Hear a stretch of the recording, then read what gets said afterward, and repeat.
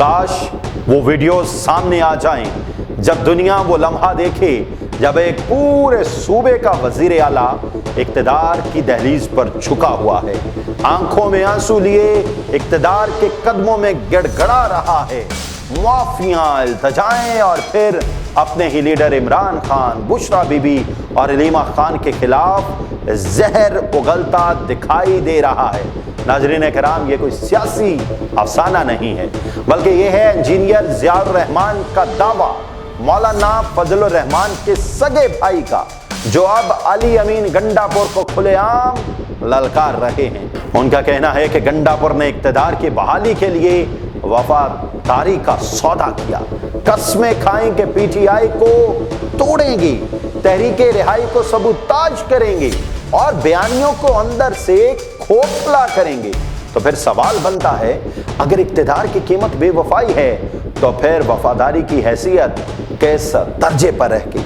क्या ये नया पाकिस्तान अब सिर्फ मफाद परस्तों की चरागाह बन चुका है?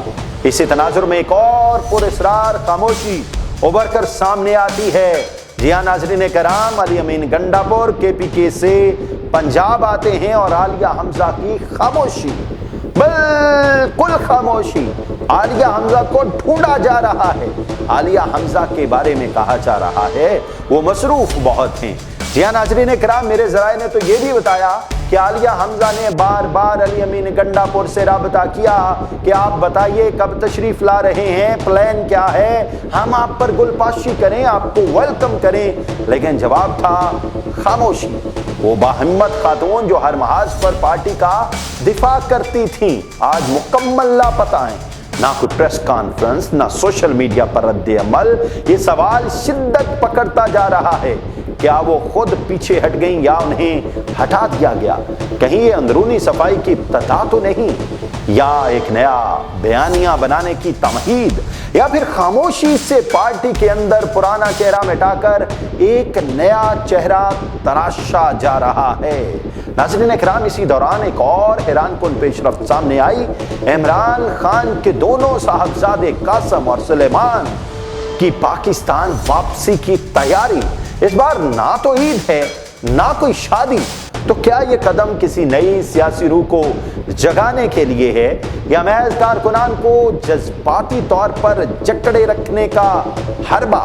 सवाल ये है, क्या ये बेटे अपने बाप के सियासी बयानिए को एक नया रंग दे पाएंगे या फिर महज जज्बाती अलामत बनकर रह जाएंगे? नाज़रीन किराम, दूसरी तरफ हुकूमत भी पीछे नहीं रही। राना सनाउल्लाह ने एक नई तस्वीर खींच दी। उनका मौक़िफ़ बड़ा सख्त है।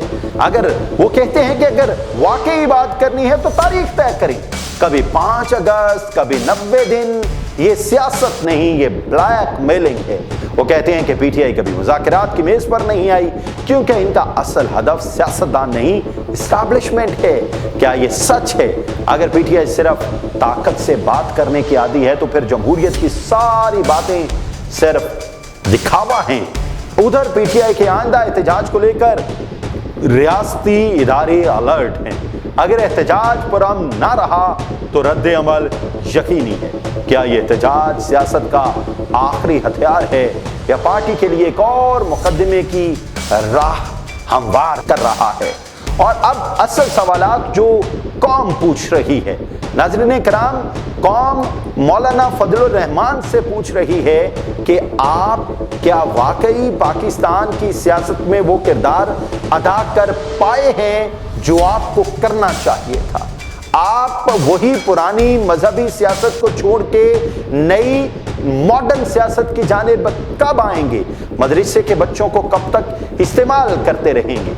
नाज़रीन किराम, फिर बहुत बड़ा सवाल पाकिस्तान तहरीक इंसाफ से ये किया जा रहा है कि अगर आप 47 से इतने ही तंग हैं तो फिर आप पंजाब में या बाकी पूरे पाकिस्तान में 47 का इतना शोर क्यों डाल रहे हैं? अगर मौलाना फजलुर रहमान केपीके में 47 की कोई कुछ सीटें लेकर बैठे हुए हैं तो क्या आप केपीके में 45 की पैदावार हैं?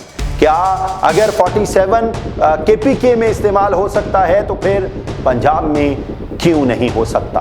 कौम सवाल कर रही है, क्या ये पाकिस्तान के मुस्तकबिल का बयानिया है या सिर्फ कुर्सी की जंग है?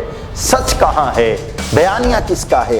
क्या ये सिर्फ मीडिया के पर्दे पर अल्फाज का खेल है या दर हकीकत ज़मीर की लड़ाई है?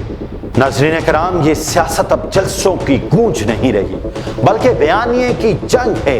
ये सिर्फ वोटों की दौड़ नहीं, ये किरदार की आजमाइश है। और जब कौम सच और फरेब के बीच झूल रही हो तो असल जंग जहनों में लड़ी जाती है और जीती भी वहीं जाती है। नाज़रीन किराम, शतरंज की बसात पर मोहरे चल चुके हैं। बादशाह और वजीर पर्दे के पीछे छुपे हुए हैं और अवाम अभी तक तमाशाई बने बैठे हैं। लेकिन वो दिन दूर नहीं जब अवाम फैसला करेगी कौन जीता, कौन झुका और कौन बेनकाब हुआ। ये सिर्फ खबर नहीं, ये सियासत की रूह का मातम है। और आपके ख्याल में क्या पाकिस्तान की सियासत रूह के बगैर चल रही है? इसकी रूह कहाँ मौजूद है और इस रूह को दोबारा तरोताज़ा कैसे किया जा सकता है? कमेंट बॉक्स में ज़रूर बताइएगा। और अगर आपको हमारी काविश अच्छी लगे, हमारे चैनल मारगला न्यूज़ को सब्सक्राइब भी कीजिए, घंटी के बटन को भी दबाइए और अपने चाहने वालों के साथ शेयर भी कीजिए। खुदा ताला आपको और आपके अहले खाना को अपने ज़मान में रखे। इजाज़त दीजिए। अल्लाह हाफ़िज़।